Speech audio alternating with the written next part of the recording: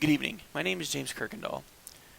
I'm in the Computer Crime Scene Investigation class instructed by Jeff Owen at Grantham University. Today is the 18th of June, 2014. This evening I'll be discussing computer stalking and harassment.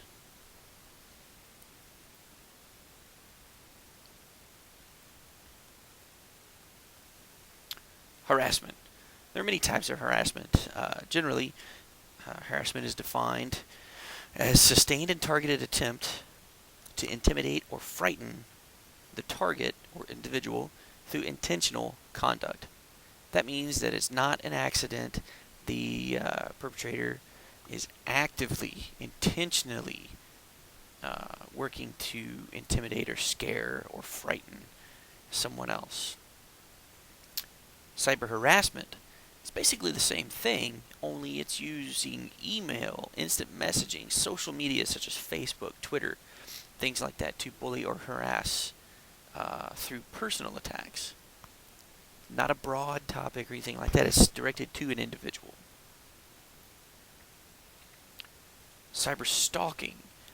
We all hear about stalking cases where movie stars or musicians or somebody famous is being stalked. You always hear stalked, being stalked. What does that really actually mean? Basically, stalking is just continual, repetitive actions towards an individual in a threatening manner. That's where the difference comes from. It's a threatening, malicious, intentional manner. Cyber stalking is pretty much the same, except, again, it's cyber type. It's over the internet. The act of threatening, harassing, or annoying someone through multiple email messages or instant messages or posts to the Facebook or Twitter, stuff like that, with the intention of placing that person in fear. Okay, so they're actually trying to make them afraid that some sort of illegal act or injury could be inflicted upon them or their household. Household could mean your house itself, your property, your car, your family, your friends, your dog, your cat, whatever the case may be. It's kind of a broad term, but the key here is that someone is trying to put them in fear that something bad is going to happen to them if they don't, succumb to the stalker. There are many signs of cyber stalking. I only put a few here, but one thing we can look at is they can be standalone, they can be singular, or there can be a combination of many of them. Malice, okay, so there must be some kind of malicious intent there. Repetition, as I stated earlier, it's repetitive, it's continual, it's again and again and again. It's not just a one-time thing. Obsession. Obsession could be many different things, but usually we key in on the fact that one individual is obsessed with the other individual. The stalker is obsessed with the stalking victim. They believe that they should be together. If I can't have you, no one can. Things like that. Personally directed. Again, it's got to be specifically towards an individual. Can't be, you guys over there. It's you, individually. And of course, like I said, the threats. If you don't go out with me, if you're dating someone else, then I have to kill you because you only belong to me. Things like that. There could be many reasons why somebody is a cyber stalker.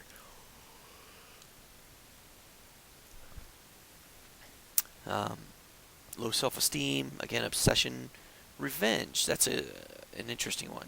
Somebody could be a stalker because of revenge. You broke up with me, so I want to make your life miserable. I want to make you come back to me. I want you to fear for your safety because you've hurt my feelings, you've hurt my pride, so now I'm going to cause damage to you. And everybody's favorite, insanity. A lot of people, that do these stalking crimes, I guess you could say, usually we read in the news that they're not all there. They're not quite, fully packaged, so to speak.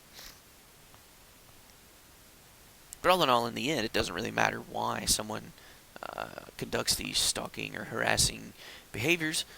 But we do need to realize that they could escalate and evolve into actual real-world violence. The cyber world is bad enough. We continually hear cases of usually teens that have committed suicide or attempted suicide because of cyberbullying. It's not exactly the same as stalking, but it's close enough. It's harassment. It's hurtful. All these disparaging and hurtful, rude, crude, disparaging remarks that people leave on others' Facebooks and posts. It's really become quite a problem with today's technological advances. It right literally at the palm of your hand, at your fingertips. Um, you can leave a message for someone saying, you're fat and ugly. What are you doing wearing that shirt? Um, in class, even today, my son's going to be going into 6th grade, and they have data time, media time, where they can take their cell phones or their tablets to school and poke around on them during this time period. So that's just, in my opinion, opening up opportunities for people to use these technological devices, gadgets, doodads, whatever you want to call them, to potentially rain down horrible comments, because kids are evil. Kids are horrible. And the things that they say to each other to hurt each other's feelings on purpose is really bad enough without having to deal with it anytime you go to check your email. Protecting yourself, it's always a good idea to know, how to take care of the problem for yourself. You can block the individual's email. Obviously, they can make a new email and continue to send you messages, and you can continue to block them and delete them. And if this continues, of course, let the authorities know, because then, I apologize, a little bit tired today. Continually block the emails. Let the authorities know, because then they can maybe, build a case against this individual who's harassing or stalking you. Here's a key thing. Do not communicate with them under any circumstances. If someone sees someone else in the hallway and they glance at them, person A glances at person B. Person B thinks that person A is really interested now, just from that tiny glance. And again, this may come from many different angles, but the interest isn't there. And person A has no interest in person B whatsoever, but person B, they caught that look, and now they know that they're in love. And if you have a bad date, for example, and you don't want to go out with this person again, but you're kind of a nice person, and they keep calling you and sending you text messages and emailing you, hey, when are we going to go out again? When are we going to go out again? If you reply back, even in just such a polite way, to say, you know what, I had a good time, but not a great time. I really don't think that we're cut out for each other. Even if you respond in that manner, you're still leaving the door open for them to think that there's a chance, just by the fact that you replied. And that could be bad. Never use your real identity, unless it's a trusted website and you know that who you're talking to. Because if your real identity gets out there, and you're dealing with a stalker or harassing communications, then you're just opening yourself up to a world of bad things. Because if your real name is put there, then it's not that hard to find your address. I can find people on Facebook just by knowing their name, and I can find out where they live, where they went to school, who their friends are, things like that. And that creates a whole different ball of trouble. It's not just for you, but for people because they could, the stalker or harassing individual could contact your friends then and play at being a long lost buddy from high school or whatever, and try to get more information out of them to use against you. It's not a good idea to use your real identity unless it's a very trusted place where you know who you're talking to. So in conclusion, many signs of cyberstalking, harassment, bullying, it's important to know what they are. Because if you don't know what you're looking for, how do you know if you find it? If you feel that you are a victim of cyberstalking or harassment or bullying, let the authorities know right away. Don't try to just ignore it. Try that at first. And if that doesn't work, let the authorities know. They can build a case against individuals. They can help you put a stop to it. big piece of that is, like I said earlier in the presentation, is primarily because these cyber events could escalate and they could evolve into real world situations where real violence could occur. And that's not good.